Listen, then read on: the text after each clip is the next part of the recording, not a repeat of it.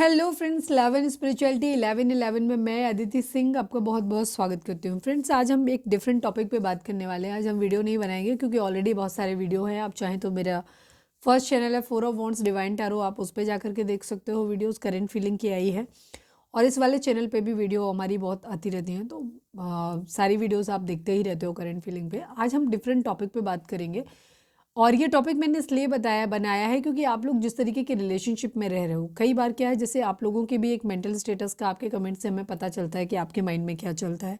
Second चीज़, आप जिस partner के बारे में बात करते हो हम उनके बारे में भी मतलब उनका स्टेटस भी पता चलता है कि जिस तरह से आप लोग बताते हो कमेंट्स में कि आपके साथ क्या हुआ। थर्ड चीज़ क्या है कि जैसे आप उनके बारे में सोचते हो, जैसा आप उनके बारे में बोलते हो, ठीक है ना, या कहीं आप भी तो ये गलती नहीं कर रहे हो, तो कुछ एक कारण है। मैंने कहीं और ये वीडियो देखी थी एक्चुअली, तो मुझे वो कंटेंट बहुत ही मेरे माइंड में बहुत स्ट्राइक किया, तो मुझे लगा कि मुझे आप लोगों के साथ शेयर करना चाहिए, जस्ट बिकॉज क्योंकि आप लोग हमारी फैमिली हैं और हम चाहते हैं कि आप उन चीज़ों को आप समझो। सेकंड चीज़, मेरा जो क्लिक मेरे माइंड में किया वो ये चीज़ की, क्योंकि मेरे बहुत सारे व्यूअर्स हैं, मतलब प्लीज़ मैं किसी को जज नहीं कर रही हूँ, जिनकी काफ़ी एज है और उन लोगों के अंदर भी अभी भी मैं देख रही हूँ कि उनको मैं कई बार ये चीज़ बोलती हूँ कि जैसे आप, मैं इस चीज़ से मैंने जैसे पहले ही कहा कि मुझे नहीं पता आप लोग कैसे मेरी बात को कैसे समझेंगे, पर जो मुझे इससे बेहतर तरीका नहीं पता आप लोगों से कम्युनिकेट करने का, मतलब मैं इससे ज़्यादा अच्छे शब्द इस्तेमाल नहीं कर सकती। जहाँ पे आप रीडिंग देख रहे हो, पर रीडिंग के साथ साथ आपका फ्रस्ट्रेशन दिखाई दे रहा है। सपोज बहुत सारे लोग मेरे हैं जो 65 प्लस हैं, 70 हैं, इवन 85 प्लस लोग हैं जिन्होंने बोला कि कुछ लोगों ने, हमारे व्यूअर्स हमारे कमेंट करते हैं कि हमारी शादी को 60 साल हो गए, ठीक है, या कुछ लोग बोलते हैं हमारी 55 साल शादी को हो गए, 40 साल हमारी शादी को हो गए, बट स्टिल यहाँ पे चीज़ें चल रही हैं। तो मतलब कहीं ना कहीं क्रेविंग आपके अंदर भी है अभी भी, ठीक है। तो मैं स्पेशली उन लोगों से करूँगी कम्युनिकेट, बाकी सभी लोगों के लिए है। हर चीज़ का एक टाइम होता है, ठीक है। आज का पहले मैं टॉपिक बता दूँ इन सब चीज़ों से। हमारा टॉपिक आज का वीडियो का थंबनेल में वैसे आपने देख ही लिया होगा कि टॉपिक है हमारा कि एक वेश्या का यानी एक प्रोस्टिट्यूट का जन्म क्यों मिलता है, ठीक है। ऐसी चीज़ें क्यों हमारी लाइफ में आती हैं कि जहाँ पे मतलब एक इंसान की ज़िंदगी में जहाँ उसे इस प्रोस्टिट्यूशन की या वेश्यावृत्ति के धंधे से जुड़ना पड़ता है उनको, ठीक है। और क्यों होती हैं ये परिस्थितियाँ, तो हमने इसलिए किया ताकि आप थोड़ा सा, अगर ये गलती कर रहे हो तो आप इस गलती से बच जाओ, ठीक है। पास्ट लाइफ के बारे में हम जब भी बात करते हैं तो हमेशा एक टॉपिक तो हम लेके अक्सर हमारी रीडिंग में होता ही है कि कर्मा ऑलवेज हिट्स बैक, जैसा हम कर्म करते हैं वैसा हमें जीवन में मिलता है।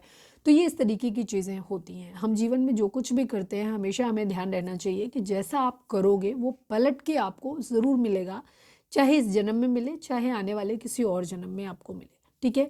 तो यही बात हम कई बार और भी इस तरीके से भी आपको समझाने की कोशिश करते हैं कि कोई चीज़ अगर बुरी हुई है, जैसे आप अपने पार्टनर को कई बार कोसते हो, ऑब्वियस सी बात है कि बुरा लगता है, लेकिन जब आप स्पिरिचुअल होते हो, हम बार बार आपसे कहते हैं बैलेंस हो, बैलेंस हो, बैलेंस हो। जब आप बैलेंस हो जाते हो ना, तो आपके अंदर की, आपके चक्रास जब बैलेंस्ड होते हैं, हील्ड होते हैं ना, तो आप बेहतर तरीके से सोच पाते हो। जब आप ये सोचते हो कि सपोज किसी व्यक्ति ने आपको धोखा दिया तो आपको तकलीफ हो रही है, लेकिन अगर आप इस चीज़ को इस तरह से देखो कि सामने वाले व्यक्ति को तुमने कभी धोखा दिया होगा, जिस परिस्थिति में आज तुमने उसे छोड़ा है उस परिस्थिति में उसने तुम्हें आज छोड़ा है, इस परिस्थिति में तुमने उसे कभी उसे छोड़ा होगा, तो तुम्हारे दिल का दर्द अचानक से कम हो जाएगा। तुम्हें एहसास होगा कि शायद मेरे से गलती हुई, और एक्चुअली ऐसे ही होता है, ठीक है। अब आप कहोगे कि फिर अगले जन्म में क्या, उनको अगले जन्म में कर्मा मिलेगा। जब हमारे साथ कोई गलती करता है, बदतमीजी करता है और हम उसको पलट के जवाब दें, जैसे सपोज किसी को पिछले जन्म का था, मैंने उसे धोखा दिया था, इस जन्म में उसने मुझे धोखा दिया। अब उसके पास चॉइस थी कि वो मुझे ना धोखा दे। मैंने जो किया उसका भोग लिया, ठीक है, मुझे धोखा मिलना था, डिवाइन ने ये विधान कर दिया क्योंकि ये विधान है, कर्मा मिलता ही मिलता है, भोगना ही पड़ता है कर्म का फल। लेकिन वो व्यक्ति के पास चांस था कि वो मुझे माफ़ कर सकता था या कर सकती थी, बट उन्होंने नहीं किया, उन्होंने बदला लिया। तो वो बदला जो पूर्व का था वो तो उनको मिल गया, लेकिन ये नया कर्म विधान उनके लिए ज़रूर बन गया। अब वो दंड के भागी हो गए, क्योंकि ये ऐसी चीज़ थी जिसे वो कर सकते थे, लेकिन उन्होंने तो बराबर ही कर दिया ना चीज़ को, तो एक नया कर्म विधान उनके लिए बन गया। चलो, ये थोड़ा सा हम टॉपिक से अलग हट गए थे, तो जनरल था, ये भी यूज़फुल ही है। हम कौन कौन सी ऐसी गलतियां करते हैं जिसकी वजह से एक प्रोस्टिट्यूशन को, उसके दर्द को सहन करना पड़ता है? तो सबसे पहली गलती जो आप करते हो वो ये होती है, अगर बहुत ज़्यादा आपके अंदर डिज़ायर्स हैं, काम इच्छा बहुत ज़्यादा है, ख़त्म ही नहीं हो रही, शांति नहीं हो रही, बहुत ज़्यादा आपके अंदर आवेग है, आप 24/7 उन्हीं चीज़ों को अगर देखते हैं, अपने आप को प्रोवोक करते हैं, उस तरीके के वीडियोस को देखना, उस तरीके के उन चीज़ कंटेंट को देखना, सुनना, पढ़ना, और उसमें बहुत ज़्यादा 24 घंटे अगर आपका मन उन्हीं चीज़ों में रहता है, तो जाहिर सी बात है कि जब पूरा जीवन आपने उन चीज़ों के बारे में सोचा है, तो मरते वक्त भी आपकी वो इच्छा रहेगी। क्योंकि जो चीज़ हम किसी चीज़ के बारे में बार बार बार बार बार बार सोचते हैं, तो वो एक चेन बन जाती है सोच की। वो हम सोचें या ना सोचें, वो 24/7 हमारे माइंड में एक रील चलती रहती है। तो जाहिर सी बात है, जब आप जाएंगे इस दुनिया से, उस वक्त भी वो रील आपके माइंड में चल रही होगी, और अल्टीमेटली आपको वही चीज़ मिल जाएगी। क्योंकि हम जिस चीज़ से सॉरी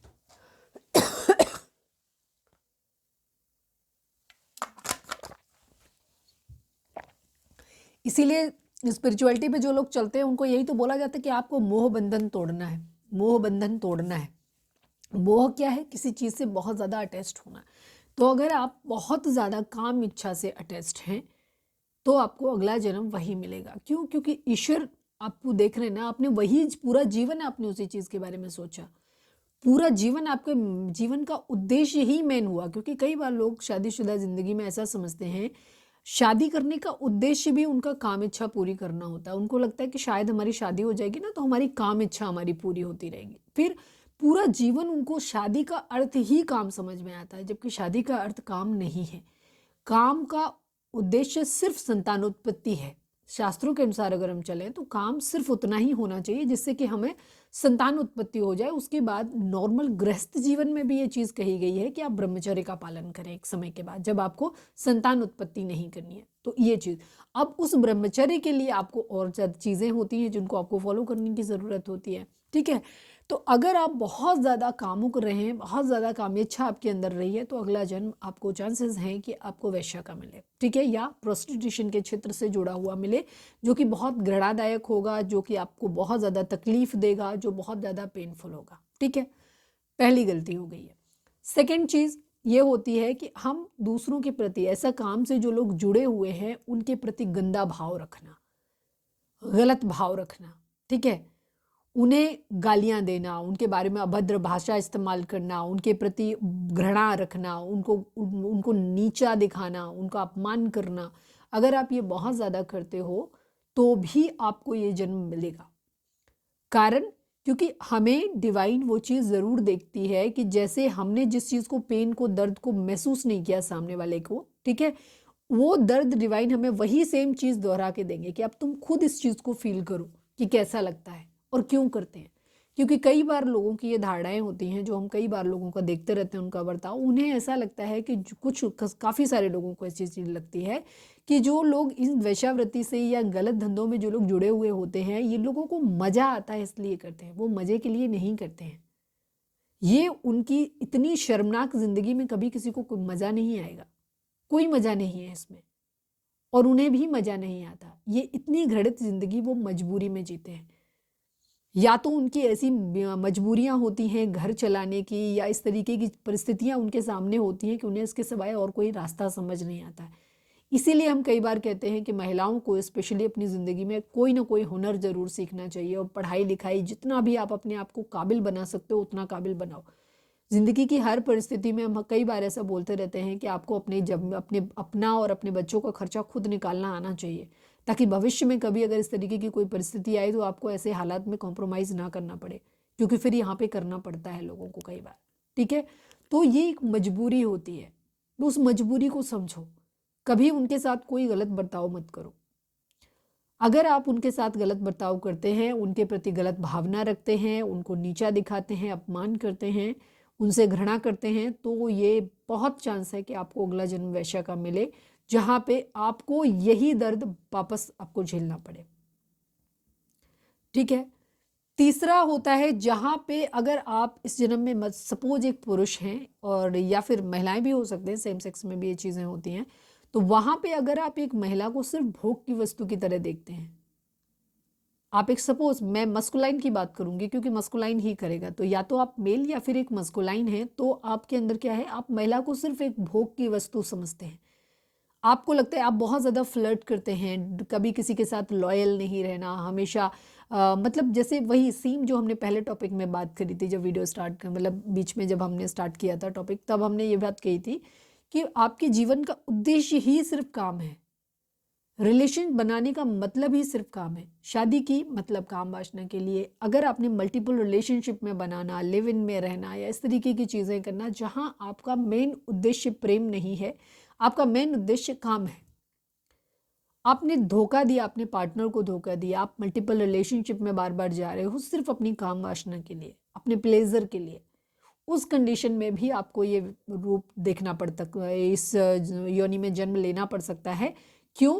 अब योनि तो नहीं कहेंगे इसको, इसको क्या कहेंगे, एक इस तरीके की स्थिति में आपको जन्म लेना पड़ सकता है कि आपको ये जन्म मिले जहाँ पे आपको वही चीज़ दिखाई जाए, क्योंकि आप लॉयल नहीं थे ना, आपने सिर्फ अपने मजे के लिए चीज़ों को किया। तो डिवाइन ये कहते हैं कि अब तुम मजे लो, अब लोग तुम्हारे मजे लेंगे। समझ में आया ना, इस तरीके से। तो ये बेसिकली एक बैकफायर है। तो ऐसी भी किसी भी चीज़ के लिए अगर आप ऐसा करते हैं तो भी आपको इस तरीके की चीज़ें मिलेंगी। तो जीवन में बहुत ज़्यादा ज़रूरी है कि अगर आप ये चाहते हो कि आपके लिए आने वाले किसी जन्म में या इसी जन्म में ही किसी के लिए हो सकता है, क्योंकि वी नेवर नो, तो अगर ऐसी परिस्थिति हमारे जीवन में ना आए या किसी जन्म में हमें ऐसा जन्म ना लेना पड़े जो इतनी घृणास्पद ज़िंदगी हमें जीनी पड़े, दर्दनाक ज़िंदगी हमें जीनी पड़े, तो उसके लिए बहुत ज़रूरी है कि जो भी चीज़ें मैंने बताई आप इस तरीके की चीज़ें ना करें। किसी के प्रति घृणा का भाव नहीं रखें। ऐसे लोग जब काम करते हैं तो उनके प्रति जो दया का भाव रखें। आप हमदर्दी नहीं रख सकते, आप कुछ नहीं, तो उनसे क्या कहना चाहिए, न्यूट्रल बिहेवियर जो होता है वो रखें आप। वैसे तो संवेदना आती है भाई, मेरे अंदर तो संवेदना आती है। मुझे हमेशा ये चीज़ लगी कि शायद ये सबसे बुरी चीज़ है। मैं तो इवन जो ऑर्केस्ट्रा या इन सब चीज़ों में पार्टीज़ वगैरह में जो लोग डांस वांस करते हैं, मुझे तो वो भी बिल्कुल कभी पसंद नहीं आया, कभी नहीं अच्छा लगता है मुझे। और मैं उन्हें नहीं गाली देती, मैं उन देखने वालों को देती हूँ। मुझे गुस्सा आता है उन सब चीज़ों पे कि ये चीज़ें क्यों होती हैं। उनका हो सकता है अपना एक जरिया हो सकता है शायद अपना कमाने का, मुझे नहीं पता, लेकिन मुझे वो बहुत तरस आता है। मुझे कभी ना तो वो सब चीज़ें अच्छी लगी और मुझे किसी रूप में अच्छी नहीं लगती वो। और मुझे बहुत दया कर, मैं चाहती हूँ दिल से कि भगवान ना करे कभी किसी स्त्री को, कभी किसी महिला को ये दिन देखना पड़े।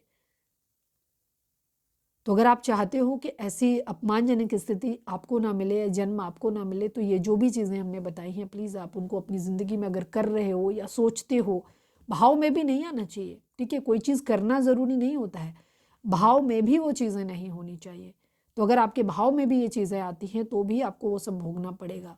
तो आज ही अगर आप ये गलती करते हो तो आज से ही ये तय करिए कि इस तरीके की भावना आप नहीं रखेंगे, अपना दृष्टिकोण बदलेंगे। अगर आपके अंदर काम भावना बहुत ज़्यादा है, आप बहुत ज़्यादा उन चीज़ों के बारे में सोचते हैं, तो अपने ऊपर अंकुश लगाने के लिए आप ब्रह्मचर्य का पालन करें। ब्रह्मचर्य के लिए सबसे अच्छा तरीका होता है मेडिटेशन, योगा, प्राणायाम करना, सही खान पान अपना करें। उल्टा सीधा जब आप खाते हो, आप शराब पीते हो, आप स्मोकिंग करते हो, आप किसी तरीके के नशे में पड़ते हो, बहुत ज़्यादा आपको अगर मीट मछली इस टाइप की चीज़ें जब आप खाते हो, तो इन सब चीज़ों से भी आपके अंदर इस तरीके की भावनाएं आती, क्योंकि गंदी चीज़ों से हमेशा गंदी भावनाएं आती। जैसा आप खाना खाओगे वैसा ही आपका मन बनेगा। तो बेसिक कोशिश करें, सात्विक रहने की कोशिश करें। आप खाना ठीक लें, अच्छा लें, हल्का लें, ओवर नहीं खाएं कभी भी। अपना सोने जागने का एक नियम रखें। मेहनत करें, अपनी ज़िंदगी में पड़े ना रहें, इतने वेले ना रहें अपनी ज़िंदगी में जो आप फिजूल की रील देखें, उल्टी सीधी चीज़ों को देखें, या इतना खाली ना छोड़ें अपने दिमाग को कि उल्टा सीधा चले। दूसरी चीज़, स्पिरिचुअल हो जाए। अब जिस भी धर्म से जुड़े हुए हैं, अपने डिवाइन की तरफ स्पिरिचुअल हो जाएं। स्पिरिचुअल होने के कई तरीके हो सकते हैं। कुछ अगर आपको पूजा पाठ हो, इन सब चीज़ों में, नमाज में, इनमें सब में अच्छा लगता है तो आप वो करो। नहीं अच्छा लगता है ये सब चीज़ें आपको करना, तो आप मन से शांति से भी अपने डिवाइन से कनेक्टेड हो सकते हो।